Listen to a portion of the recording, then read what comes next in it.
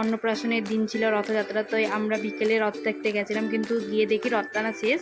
তো আমরা ঠাকুর বসানো ছিল, ঠাকুরের মুখ কোনো রকম ভিড় ঠেলে ঠাকুরের মুখ দর্শন করলাম।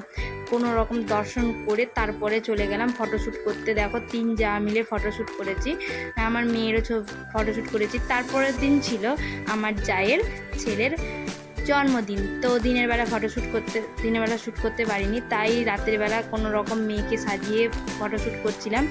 দেখা কেক, তারপরে এসে গেছে যার জন্মদিন সে কেক কাটতে, বার্থডে বয়। তো দেখো পাড়ায় সবাই বাচ্চাদেরকে ডাকা হয়েছিলো। এটা হলো তার মা, এটা তার বাবা, এটা হলো তার মাসি, এটা আমার শাশুড়ি মা, এটা কাকি শাশুড়ি।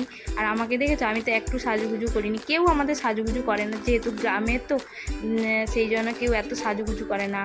আর এটা হলো আমার জায়ের বড় মেয়ে, আর ও ধরে বাচ্চাকে কেক কাটতে যাচ্ছিল, কিন্তু সবাই বলে ওর বাবা মাকে যেতে, তাই ওর বাবা মা যাচ্ছিল সঙ্গে বাচ্চার সঙ্গে কেক কাটতে।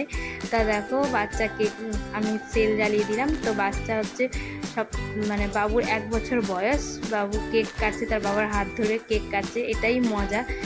তো যদি ভুল ত্রুটি হচ্ছে একটু ক্ষমা করে দিও। তো দেখো তারপরে বাচ্চা কেক কাটছে, তা আমার মেয়ে হাততালি দিচ্ছে, সবাই হাততালি দিচ্ছে। তারপরে ওর বাবা খাইয়ে দিল, তারপরে ওর মা ওকে খাইয়ে দিল, ওর মাকেও খাইয়ে দিল। তারপরে সবাই মিলে ফটোশ্যুট করলাম।